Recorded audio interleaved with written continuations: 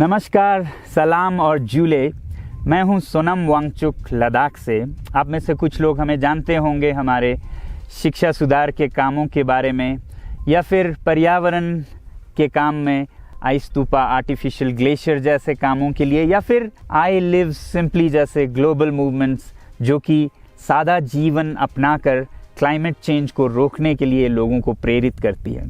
मगर दोस्तों, आज मैं इन चीज़ों के बारे में नहीं बल्कि आप लोगों को एक बहुत ही ज़रूरी संदेश देने के लिए आया हूं, जो कि चीन और भारत के बीच अभी जो टकराव और तनाव की स्थिति बनी है, इसके बारे में आपकी क्या जिम्मेदारी है।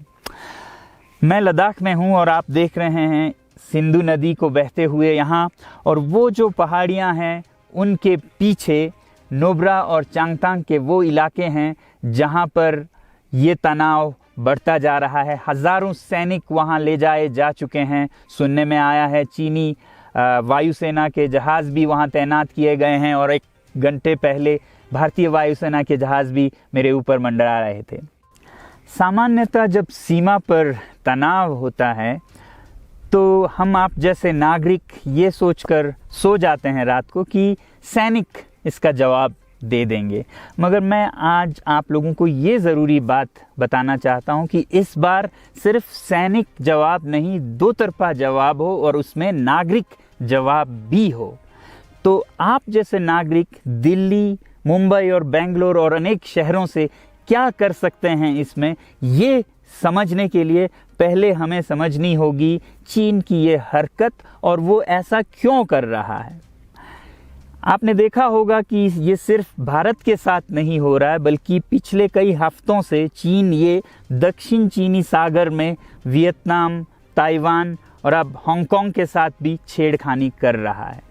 और मेरा ये विश्लेषण है कि वो ये सब किसी देश के साथ दुश्मनी के वजह से ज़्यादा अपने अंदर की समस्याओं को सुलझाने के लिए कर रहा है। आज चीन को सबसे बड़ा डर है तो अपने जनता से डर है। उनकी 140 करोड़ की आबादी, जो कि एक बंधुआ मजदूर की तरह बिना मानवाधिकारों के चीनी तानाशाह सरकार के लिए काम करते हैं और उसे धनी बनाते हैं। जब वो नाराज़ हो जाए तो फिर एक क्रांति की सी परिस्थिति बन पड़ती है, और इससे चीन बहुत डरता है। आज कोरोना के प्रकोप के बाद चीन में फैक्ट्रियां बंद हैं, एक्सपोर्ट्स बंद हैं और बेरोज़गारी 20% तक बढ़ चुकी है। लोग बहुत नाराज़ हैं, क्रांति हो सकती है, तख्ता पलट हो सकता है। इसीलिए चीन पड़ोसियों से दुश्मनी करके अपनी जनता को अपने साथ जोड़ने में लगा हुआ है, और ये पहली बार नहीं कर रहा है। 1962 में जब भारत के साथ जंग की तो वो जंग भी उसने अपने जनता को संभालने के लिए की थी। तब 4 साल का अकाल और भूखमरी हुई थी, और इससे ध्यान हटाने के लिए ये जंग की थी। चीन के लिए अपनी जीडीपी और जो खुशहाली है उसे बढ़ाते रहना बहुत ही ज़रूरी है, और जिस दिन जीडीपी घट जाए वहाँ की जनता क्रांति के लिए तैयार है। मैं तो कहता हूँ कि इस बार भारत की बुलेट पावर से भी ज़्यादा वॉलेट पावर काम आएगी। जो नागरिक पैसा खर्चते हैं चीन के सामान को खरीदने में, ज़रा सोचिए, हम आप भारतीय उद्योग को मारकर चीन से मूर्तियों से कपड़ों तक हर साल 5 लाख करोड़ के सामान खरीदते हैं, और फिर यह पैसा आगे जाकर हमारे सीमा पर हथियार और बंदूक बनकर हमारे सैनिकों के मौत का कारण बन सकती हैं। तो इसलिए अगर हमारे देश के 130 करोड़ लोग और 3 करोड़ जो भारतीय बाहर के देशों में हैं, सब मिलकर भारत में और बल्कि दुनिया भर में एक boycott made in China movement या अभियान शुरू करते हैं, तो आज दुनिया भर में चीन के प्रति रोष है। हो सकता है कि सारी दुनिया साथ आए और इतने बड़े स्तर पर चीनी व्यापार का बॉयकॉट हो कि चीन को जिसका सबसे बड़ा डर था वही हो, यानी कि उसकी अर्थव्यवस्था डगमगाए और उसकी जनता रोष में आए, विरोध और तख्ता पलट। और अगर हम ऐसा नहीं करते हैं तो कितनी बदनसीबी की बात होगी भारत के लिए, ज़रा सोचिए।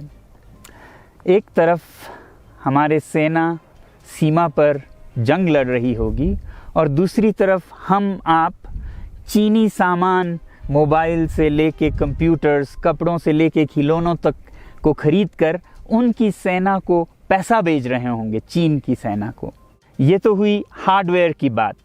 दूसरी तरफ हमारी युवा चीनी सॉफ्टवेयर, एप्स, गेम्स जैसे टिकटॉक, शेयरिट, इन सब में मस्त उन्हें दूसरी तरफ से करोड़ों करोड़ों का पैसा भेज रहे होंगे। तो इसलिए बहुत ज़रूरी है कि हम एक नागरिक जवाब ज़रूर दें और इसे एक अभियान बनाएं, ग्लोबल मूवमेंट की तरह। ये बॉयकॉट मेड इन चाइना का जो अभियान है वो भारत के लिए भी एक वरदान साबित होगी। जैसा कि हमारे प्रधानमंत्री ने एक विजन हमें दिया था स्वावलंबन का, सेल्फ रिलायंस, वो तब हो सकता है जब हमारे अपने उद्योग फलें फूलें। और जब हम बॉयकॉट करते हैं इन सामान का तो अपने देश के उद्योग का, उत्पाद का हम प्रयोग करेंगे और उससे मज़दूरों को रोज़गारी मिलेगी और सारा देश खुशहाल होगा।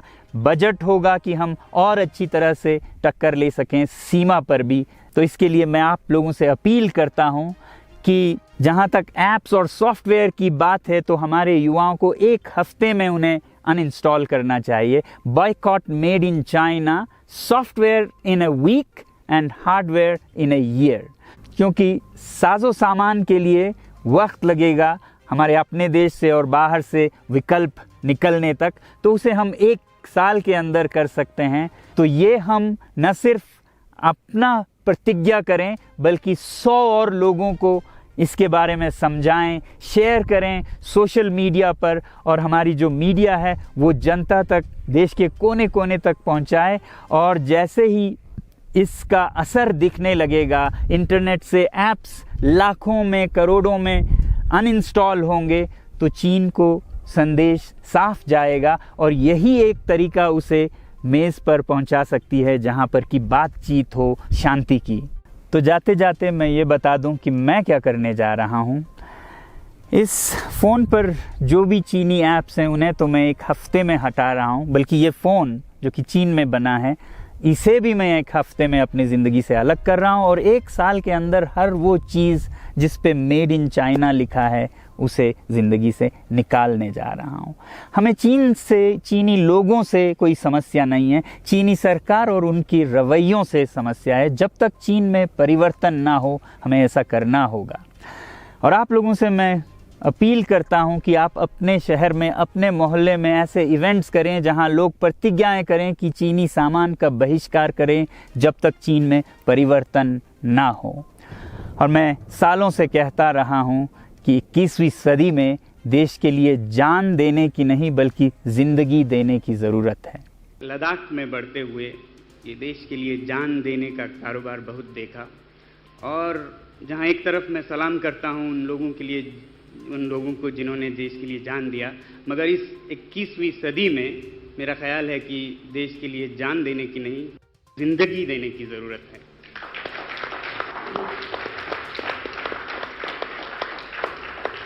तो आप भी निभाइएगा अपना रोल। जय हिंद।